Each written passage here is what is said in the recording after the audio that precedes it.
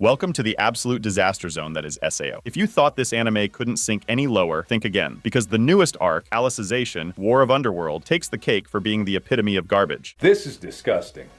This is awful in every way. Madam Web is genuinely a lot better. Brace yourselves for a journey through the depths of bad writing and nonsensical plot holes as we dissect just how far this train wreck has derailed. So strap in, because we're about to navigate through the labyrinth of inconsistency that defines the SAO franchise. In this video, let's take a look at 10 plot holes in Sword Art Online Alicization War of Underworld. Number 1. American players. I thought you needed to use a soul translator to log into the underworld, yet somehow 20,000 American players are able to log into the underworld from their computers. They didn't use an atmosphere or anything. Even if you could log into the underworld without a soul translator, how does the server support 20,000 players suddenly logging in? Wouldn't there be massive lag problems? Because the server is located in Japan, not America. Number 2. Lipas Head. After a character dies in the underworld, their whole body disappears into particles of light. We saw this happen several times to characters who die like Yu-Gi-Oh and Cardinal. So after killing Lipia, how was Emperor Vecta able to keep her head frozen in the ice block? Shouldn't Lipia's head have been disintegrated along with the rest of her body? How did Emperor Vecta even freeze Lipia's head anyway? He doesn't have any ice powers or a weapon that can create ice like Yu-Gi-Oh's Blue Rose Sword. Number 3. Asuna's arm. Asuna's left arm was cut off by some random American player using the lowest tier account, but we already saw that you can make your entire body impervious to metal. That's exactly what Quinella did to avoid getting stabbed by Yu-Gi-Oh's dagger. So why didn't the people at Wrath apply this perk to Asuna's account as well? It would have been very useful during the war, because all the American players were using metal weapons, which means that Asuna would have been quite literally invincible against them. Number 4. Character appearances. In the Phantom Bullet arc, we learned that there's no character customization in Gun-Gale Online, and your character's appearance is randomized from the beginning. However, we see that Vasago Castle's, Asuna, Lisbeth, Silica, and Klein's Gun-Gale Online avatars match their real appearances. If your character's appearance in Gun-Gale Online is random, then how come those characters look like they do in real life? I doubt they all just happen to get a random avatar that looks like their real life appearance. Transferring your character from one game to another still gives you a random avatar, just like what happened to Kirito in the Phantom Bullet arc. Also, how come Sinon's Underworld avatar doesn't match her real life appearance? Kirito, Asuna, Vasago Castle's, and Gabriel Miller's Underworld avatars look like they do in real life. Why doesn't the same thing apply to Sinon? There's a lot of inconsistencies here. Number 5. Vasago's memory. In the first episode of Alicization, Kirito wakes up from the underworld, and he can't remember anything. Later, Kirito explains that Wrath keeps things confidential by erasing people's memories after they're logged out of the underworld. So how does Vasago Castles remember exactly what happened to him in the underworld? Shouldn't his memories have been erased when he was logged out? Number 6. Lipa's entrance. Lipa and Sinon dived into the underworld at the same time. Lipa doesn't show up next to Sinon. Why is that? Gabriel Miller and Vasago Castles also dived into the underworld at the same time, and they appeared in the underworld next to each other. So where did Lipa go? Number 7. Integrity Knights. During Alicization, we learned that Integrity Knights have the memories of their past lives suppressed, but we see that the Integrity Knights are still able to remember a little bit of what happened to them in the past, like Dusselbor remembers his lover, and Eldrie remembers his mom. Number 8. Japanese server. Gabriel Miller was full diving into Gun-Gale Online from San Diego, California, which is located in America. So how is he able to log into the Japanese Gun-Gale Online server? On the SAO wiki page of Gun-Gale Online, it's even stated that after the first Bullet of Bullets tournament, Americans could no longer connect to the Japanese server and vice versa. Number 9. Souls. Gabriel Miller kills his childhood friend Alicia. Afterwards, he sees Alicia's soul escape from her head, and it goes into Gabriel Miller's head. Moreover, Gabriel Miller is also able to see Lipia's soul after she dies, and he also eats it. How can Gabriel Miller do this? Number 10. Bare hands. Gabriel Miller won the 4th Bullet of Bullets tournament by using his bare hands. You're telling me that this guy with no weapons was able to kill all the other players who were using guns and knives? How did that happen? People complain about Kirito being overpowered for using a sword in a shooting game, so this is even less realistic. And those are some plot holes I found in the Sword Art Online Alicization War of Underworld sub-arc. Did you find any more? If so, let me know in the comments below. This is just for War of Underworld Part 1. I didn't even talk about Part 2 in this video, because that's somehow even worse than Part 1, and I'm planning on making a separate video for that. Usually I'm not one to dive into this sort of thing, but I read the SAO light novels out of morbid curiosity. Turns out there's a plethora of plot holes scattered throughout. If you're interested, I could put together a video discussing them, but for now I thought it might be fun to highlight some differences between the anime and the light novel. novels. There's several changes between the Sword Art Online light novels and the anime adaptation. Here's a few differences I found. There's a bunch of little things that are different, so I'll mainly be focusing on some of the bigger stuff. Obviously, this video will contain spoilers for the Sword Art Online light novels. First of all, the Sword Art Online Volume 15 light novel Alicization Invading started differently. The first chapter in the novel, Chapter 14, was about Subtilizer